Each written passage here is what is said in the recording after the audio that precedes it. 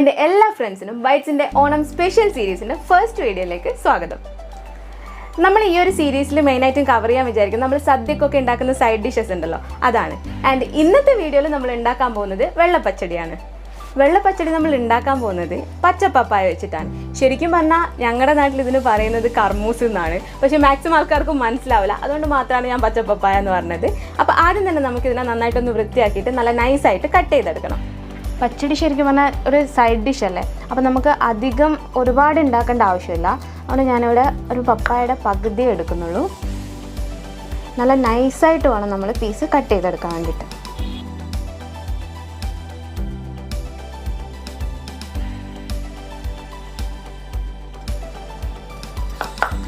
അമ്മയൊക്കെ നല്ല നൈസായിട്ട് കയ്യിൽ വെച്ചിട്ട് നല്ല കച്ചകച്ചാന്ന് പറഞ്ഞിട്ട് അരിഞ്ഞിട്ട് നല്ല നേരിങ്ങനെ മുറിച്ചെടുക്കും.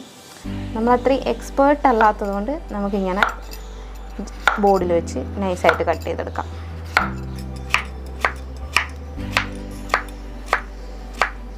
അങ്ങനെ നമ്മളെ പപ്പായ നമ്മൾ ചെറുതായിട്ട് നല്ല കറക്റ്റായിട്ട് കട്ട് ചെയ്തെടുത്തിട്ടുണ്ട്. ഇനി നമുക്ക് പച്ചടി ഉണ്ടാക്കാൻ ആവശ്യമുള്ള എന്താണെന്ന് വെച്ച് കഴിഞ്ഞാൽ ഒരു കഷ്ണം ഇഞ്ചിയാണ്. ഇതിൻ്റെ മുഴുവനും നമുക്കിപ്പോൾ ആവശ്യമില്ല. ഇതിൻ്റെ ഒരു 3/4 ഭാഗം ഇപ്പോൾ കഷ്ണം വേവിക്കുമ്പോൾ നമുക്കിടണം. പിന്നെ ബാക്കി നമുക്ക് കുറച്ച് കഴിഞ്ഞിട്ട് അരപ്പുണ്ടാക്കുമ്പോൾ എടുക്കാനുള്ളതാണ്. അപ്പോൾ ഇതും നൈസായിട്ട് നമുക്ക് കട്ട് ചെയ്തെടുക്കാം. ഇനി നമുക്കൊരു 3 പച്ചമുളകും കൂടെ കീറിയെടുക്കാം. ഇത്രയും നമ്മൾ വേവിക്കുമ്പം ചേർക്കുന്നുള്ളൂ. പപ്പായയും ഇഞ്ചിയും പച്ചമുളകും പിന്നെ കുറച്ച് കറിവേപ്പിലയും കൂടി. നമ്മൾ ചട്ടിയിലാണ് പച്ചടി ഉണ്ടാക്കാൻ പോകുന്നത്. അതിന് വേറൊരു റീസണും കൂടി ഉണ്ട്. ചട്ടിയിൽ നമ്മൾ ഉണ്ടാക്കി വെച്ച് കഴിഞ്ഞാൽ ഈ തൈരൊന്നും പെട്ടെന്ന് പുളിച്ചു പോകത്തില്ല. പച്ചടീൻ്റെ മെയിൻ ഇൻഗ്രീഡിയൻസ് തൈരാണല്ലോ. അപ്പോൾ നമ്മൾ കട്ട് ചെയ്ത് വെച്ചിരിക്കുന്ന കഷ്ണം ഞാനിപ്പോൾ ഇതിലോട്ട് ഇട്ട് കൊടുക്കുന്നുണ്ട്. ഫ്ലെയിം ഓൺ ചെയ്തിട്ടില്ല. ഇനി നമുക്കൊരു 2 തണ്ട് കറിവേപ്പിലയും പിന്നെ ഇതിന് ആവശ്യമുള്ള ഉപ്പും കൂടെ ചേർത്ത് കൊടുക്കാം. 1 സ്പൂണ് ഉപ്പിടുന്നുണ്ട്. കുറച്ചും കൂടെ ഇട്ട് കൊടുക്കാം. ഇനി ഇതിലൊരു 1.5 കപ്പ് വെള്ളം കൂടെ നമ്മൾ ഒഴിച്ചു കൊടുക്കുന്നുണ്ട്. ഇനി നമുക്ക് ഫ്ലെയിം ഓൺ ചെയ്തിട്ട് ഇതിൽ നന്നായിട്ട് തിളച്ച് കഴിഞ്ഞ് കഴിഞ്ഞാൽ അടച്ചു വെച്ചിട്ട് വേവിച്ചെടുക്കാം. അപ്പോൾ ഈ കഷ്ണം വേവുന്നതിൻ്റെ ഗ്യാപ്പിൽ നമുക്ക് പച്ചടിക്കുള്ള അരപ്പ് റെഡിയാക്കാം. ഞാനൊരു പകുതി കഷ്ണം കർമൂസല്ലേ എടുത്തുള്ളൂ. അപ്പോൾ ഇത്രയോളം തേങ്ങ മതിയാവും അരപ്പിന്. ഇതിൻ്റെ കൂടെ നമ്മൾ നേരത്തെ എടുത്തു വെച്ച ആ ചെറിയൊരു ഇഞ്ചിൻ്റെ കഷ്ണം ഉണ്ടല്ലോ, അതും പിന്നെ ഒരു പച്ചമുളകും കുറച്ച് ജീരകവും തൈരും ചേർത്തിട്ടാണ് നമ്മൾ അരച്ചെടുക്കുന്നത്. അപ്പോൾ നമുക്ക് അരപ്പ് റെഡിയാക്കാം. തേങ്ങ എടുത്തു കഴിഞ്ഞപ്പം ഇച്ചിരി കുറവാണെന്ന് തോന്നിയിട്ട് ഞാനൊരു ഇത്രയും കൂടി എടുത്തിന്. ഇഞ്ചി, ഒരു പച്ചമുളക്, 1/2 ടീസ്പൂൺ ജീരകമുണ്ട്. പച്ചടിയിൽ കുറച്ച് ജീരകത്തിൻ്റെ ടേസ്റ്റ് അറിയാനുണ്ടാവും. പപ്പായ വേവിക്കാൻ വെച്ചപ്പോൾ നമ്മൾ ഓൾറെഡി ഉപ്പിട്ടതാണ്. അപ്പോൾ ഇവിടെ ഞാൻ ഒരു 1/4 ടീസ്പൂൺ ഉപ്പ്, ഈ ഒരു അരപ്പിന് വേണ്ട ഉപ്പ് മാത്രം ചേർത്ത് കൊടുക്കുന്നുണ്ട്. നമ്മൾ നല്ല കട്ട തൈരുണ്ട്. ഇത് മുഴുവൻ ഇപ്പം ഞാൻ ചേർത്ത് കൊടുക്കുന്നില്ല. നമുക്ക് അരക്കാനുള്ള ആവശ്യത്തിനുള്ളത് ചേർത്തിട്ട് ബാക്കി വേണമെങ്കിൽ വീണ്ടും ചേർത്ത് കൊടുക്കാം. നമുക്ക് പുളിയൊക്കെ നോക്കിയിട്ട് എത്ര വേണമെന്നുള്ളത്. അത്യാവശ്യം പുളിയുള്ള തൈരാണ്. അപ്പോൾ ഞാൻ കുറച്ചുകൂടെ ചേർത്ത് കൊടുക്കുന്നുണ്ട്. ഇനി നമുക്കിത് നന്നായിട്ട് പേസ്റ്റായിട്ട് അരച്ചെടുക്കണം. പച്ചടിക്ക് നന്നായിട്ട് അരയണം. നമ്മുടെ പപ്പായ ഏതാണ്ട് പകുതി വേവായിട്ടുണ്ട്.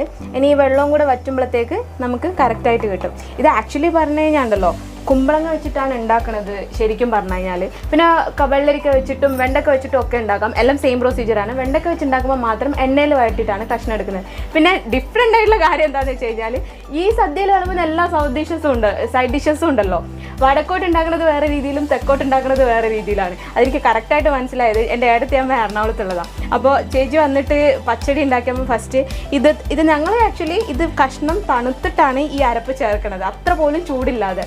ഏടത്തിയമ്മ എന്താ ചെയ്തതെന്ന് വെച്ചാൽ കഷ്ണമൊക്കെ വെന്ത് പിന്നെ ഈ അരപ്പ് ചേർത്തിട്ട് തിളപ്പിക്കുക ചെയ്തത്. അതുപോലെ തന്നെ ഈ കൂട്ടുകറിയൊക്കെ തിരുവനന്തപുരത്തുള്ളത് കണ്ണൂരിൽ നിന്ന് അഞ്ചാല് ഡിഫറെൻ്റ് ആണ്. അപ്പോൾ കൂട്ടുകറിൻ്റെ ഒരു വീഡിയോ ചെയ്യണമെന്ന് ഞാൻ വിചാരിക്കുന്നുണ്ട്. വെള്ളം ഏതാണ്ട് മുഴുവനായിട്ടും വറ്റി. ഇനി നമുക്ക് ഫ്ലെയിം ഓഫ് ചെയ്യാം. അപ്പോൾ നമുക്ക് കണ്ണൂർ രീതി തന്നെ ഞങ്ങൾ ഫോളോ ചെയ്യാം. ഒരു 10 മിനിറ്റ് ഒന്ന് വെയിറ്റ് ചെയ്യാം നമുക്ക് ഈ കഷ്ണം ഒന്ന് തണുക്കാൻ വേണ്ടിയിട്ട്. എന്നിട്ട് അരപ്പ് ചേർക്കാം.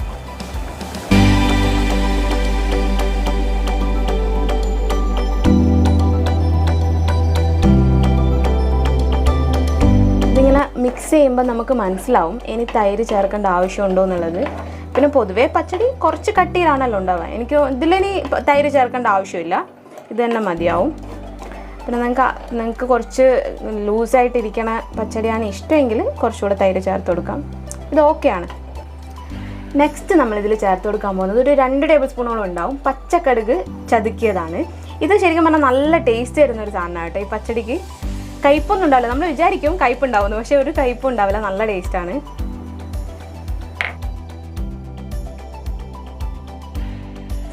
ഇനിയൊന്നുമില്ല, നെക്സ്റ്റ് നമുക്കൊന്ന് ജസ്റ്റ് കടുക് വറക്കണം. നല്ല ടേസ്റ്റി കണ്ണൂർ വെള്ളപ്പച്ചടി റെഡിയാണ്. കടുക് വറക്കണതിൽ അങ്ങനെ സ്പെഷ്യൽ ഇൻഗ്രീഡിയൻസ് ഒന്നുമില്ല, ജസ്റ്റ് നമ്മൾ നോർമലി കടുക് വറക്കുന്ന പോലെ തന്നെയാണ്. എണ്ണ ഒഴിക്കുക, കടുക് പൊട്ടിക്കുക, വറ്റൽമുളക് ഇടുക, കറിവേപ്പില ഇടുക, കഴിഞ്ഞു.